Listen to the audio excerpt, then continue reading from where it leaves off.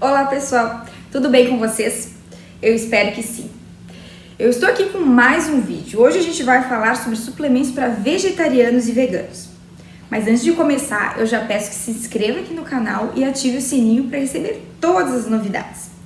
E eu convido a todos também para nos seguirem lá no Instagram. Lá a gente posta quase que diariamente muitos materiais interessantes e vídeos curtos sobre as dúvidas que surgem todos os dias aqui no nosso atendimento. Então vamos lá. O vegetarianismo tem aumentado muito nos últimos tempos. Aqui no Brasil, estima-se que mais de 10% da população já seja vegetariana e é um movimento que tende a crescer. Existem muitos motivos para uma pessoa adotar esse estilo de alimentação, desde os compromissos éticos e espirituais e também a determinação em atingir uma longevidade saudável.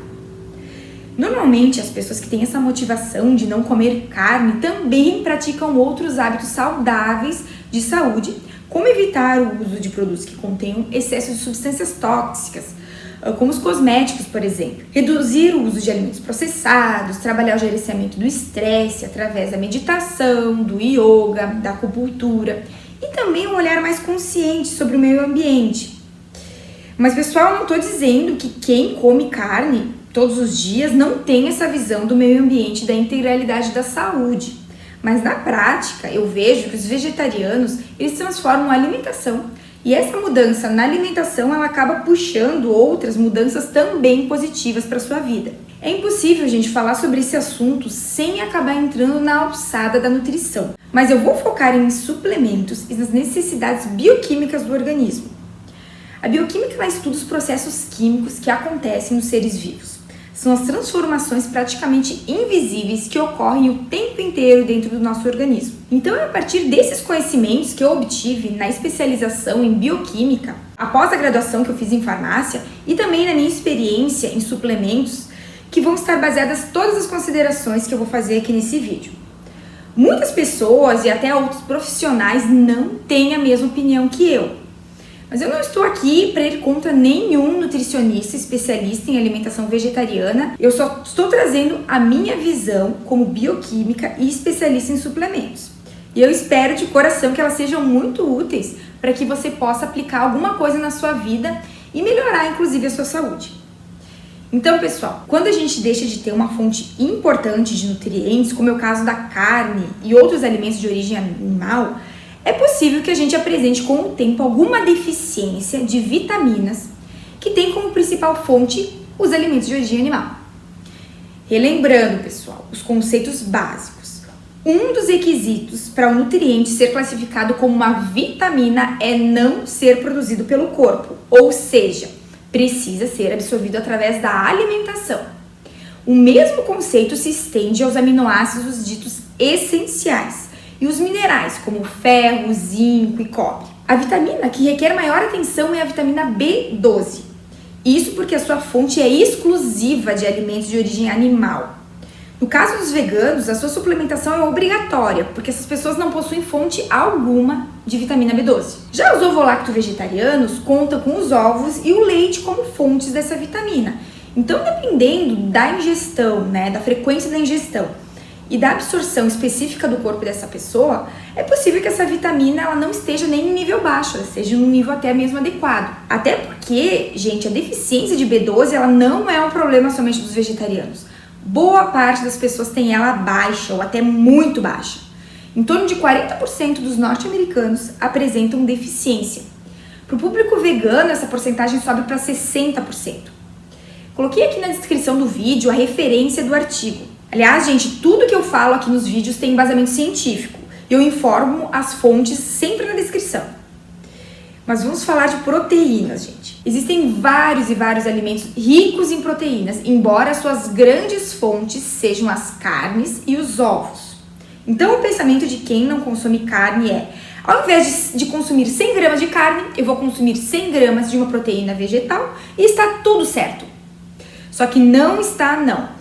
Isso porque o perfil de aminoácidos das proteínas de origem vegetal não é um perfil rico, digamos assim. A gente costuma chamar de as proteínas de origem animal como proteínas de boa qualidade, porque o perfil de aminoácidos é semelhante ao que o corpo necessita, principalmente em termos de ganho e manutenção de massa muscular. A gente já sabe que as proteínas são feitas de aminoácidos. E que aminoácidos são esses? Podem ser vários, gente. Os mais importantes são os aminoácidos essenciais, como eu já falei, são aqueles que o corpo não produz. Se você não adquirir através da alimentação, não tem jeito, o seu corpo vai ficar sem, e isso vai comprometer a sua saúde a médio e longo prazo. Para que a gente não perca a massa muscular, que é aquela que nos sustenta, que nos dá mobilidade, que nos permite abaixarmos e levantarmos com agilidade, enfim, é a estrutura motora do nosso corpo, precisamos dos 8 aminoácidos essenciais, em especial 3 deles, os BCAAs, que é a sigla, em inglês, de aminoácidos de cadeia ramificada. São eles, leucina, isoleucina e valina. O corpo precisa deles para a construção de massa muscular, gente. De nada adianta consumir uma quantidade absurda de proteínas, seja ela vegetal, animal ou até mesmo de um suplemento, se os aminoácidos presentes nessa proteína não tiverem um bom aproveitamento. Eu vou exemplificar. Proteínas ricas em glicina, tirosina, histidina ou outros aminoácidos não essenciais que o corpo consegue produzir sozinho não serão úteis para o aumento de massa magra ou para evitar a sua perda. Isso só vai sobrecarregar os rins e fígado. Pessoal, os aminoácidos eles são compostos pelos grupamentos amino e por um grupo ácido carboxílico. Esse grupo amino ele vai para o fígado, onde ele passa por vários processos, onde ele é transformado em ureia. Essa ureia, ela viaja pela corrente sanguínea até os rins, onde ela é excretada. Ou seja, se entupir de proteínas, independente da fonte, vai dar trabalho a esses órgãos. Então, pessoal, vale a pena apostar em proteínas de boa qualidade. E quais são elas? As proteínas de origem animal. Ai, Tassi, mas eu sou vegetariano. Ótimo, pessoal, a gente está falando justamente disso. Os suplementos estão aqui para cumprir o papel da carne. O vegetariano conta com um whey protein, que é a proteína isolada do leite. Sempre a proteína isolada, pessoal, eu nem falo na concentrada. Então, quando eu falo whey, eu estou me referindo ao whey isolado. Ele pode ser usado como alimento, inclusive ele é um alimento, ele é vendido pela indústria alimentícia. O aminograma dele é mais completo, com os aminoácidos essenciais nas proporções adequadas. Aqui na descrição eu deixei descrito um aminograma. Compare para saber se o whey que você tem em casa, ele tem um perfil de aminoácidos semelhante. Para os veganos, temos o rice e o pea protein, proteínas concentradas do arroz e da ervilha, respectivamente. Essas proteínas vegetais não são isoladas, elas contêm um pouco de carboidrato. E o teor de proteínas dela é inferior ao do whey isolado. E seu aminograma também não é o ideal, mas já supre a necessidade básica de proteína. E agora vem a grande evolução para veganos e vegetarianos e até para quem consome carne, as fórmulas de aminoácidos. Essas não contêm nenhum componente de origem animal, podem tomar tranquilamente. Todos os méritos desse tipo de fórmulas vão para o Dr. Lair Ribeiro, que desenvolveu a primeira delas e introduziu para o público leigo o conceito de proporção equimolecular. Meu Deus, o que é isso? Gente, uma linguagem bem simples significa que são os aminoácidos que o corpo precisa na proporção exata para que eles tenham absorção de 99% e total aproveitamento para o corpo. Sem aqueles aminoácidos que o próprio corpo produz, que só iriam dar mais trabalho para os órgãos excretores. Seria como se fosse uma carne feita em laboratório, no que diz respeito, claro, aos aminoácidos. Vitaminas e minerais não estão contemplados por esse tipo de suplemento. Aqui na descrição eu também coloquei o link de uma fórmula de aminoácidos muito boa. Então, pessoal, os aminoácidos provenientes da carne, eles são importantes sim para o aumento muscular. E a boa notícia é que os suplementos disponíveis hoje cumprem muito bem e até melhoram o seu papel. A gente sabe que depois dos 30 anos fica muito mais difícil construir massa muscular. Após os 40, então, além de a gente não conseguir construir massa muscular, ainda a gente perde em torno de 1% ao ano, caso não seja oferecido ao corpo condições de anabolizar. Então, fique alerta a essa questão do perfil de aminoácidos das proteínas. Não deixe de constatar que faltou algo depois de perder muita massa muscular em uma idade que será muito trabalhoso para recuperar. Consuma os aminoácidos essenciais, ou pelo menos os 3 principais, que são os BCAAs. O único inconveniente desse tipo de fórmula é o gosto, que é bastante amargo. Fora isso, não tem motivo nenhum para não consumir. Então, gente, saindo um pouco das proteínas, vamos para os minerais. Muito se fala em deficiência de ferro em vegetarianos. Eu particularmente acho que essa é a menor das preocupações, porque existem muitos alimentos de origem vegetal ricos em ferro, que conseguem substituir muito bem as fontes de origem animal. Além disso, o exame mais comum em laboratório de análise é o hemograma. Ou seja, é fácil detectar a presença de anemia pelo hematócrito, que é um exame de rotina. Caso seja constatada anemia, a suplementação de ferro também é muito corriqueira e barata e simples. Ainda falando sobre minerais, um assunto que poucos falam é a comum deficiência de zinco em vegetarianos.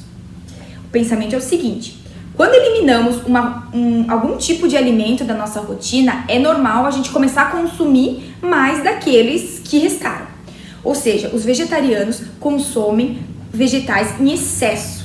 E esses alimentos, mesmo que saudáveis, também têm seus problemas próprios. São os antinutrientes. Você já ouviu falar? Os principais antinutrientes são os fitatos e os oxalatos. Existem também os nitratos, provenientes de culturas que receberam fertilizantes. Esses antinutrientes causam diversos efeitos desagradáveis no corpo, como gases, inchaço, má digestão, e também impedem a absorção de nutrientes, como minerais importantes. Aí que entra a deficiência do zinco em vegetarianos. Os fitatos interferem na absorção de zinco. Sabemos que o zinco e o cobre agem em conjunto em muitas reações no organismo, mas também competem pela sua absorção.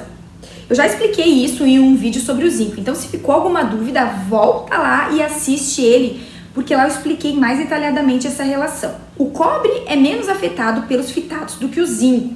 Sendo assim, ele se sobressai nessa disputa pela absorção, desencadeando uma deficiência em zinco. Além disso, a proporção de zinco e cobre em alimentos de origem animal, ela tende a ser maior do que nos alimentos de origem vegetal. Pessoas com desequilíbrio de cobre e zinco têm dificuldade de digerir alguns alimentos, como gordura e proteínas. Por isso, muitas vezes, eles evitam comer esses alimentos e passam a comer ainda mais grãos e plantas com antinutrientes. Mas existem várias técnicas fáceis para retirar essas substâncias dos vegetais. Como deixar eles de molho ou cozinhar em alta temperatura. Enfim, uma nutricionista poderá te auxiliar tanto na orientação da alimentação, como em como retirar essas substâncias. Pessoal, muito se fala sobre os suplementos para vegetarianos e veganos.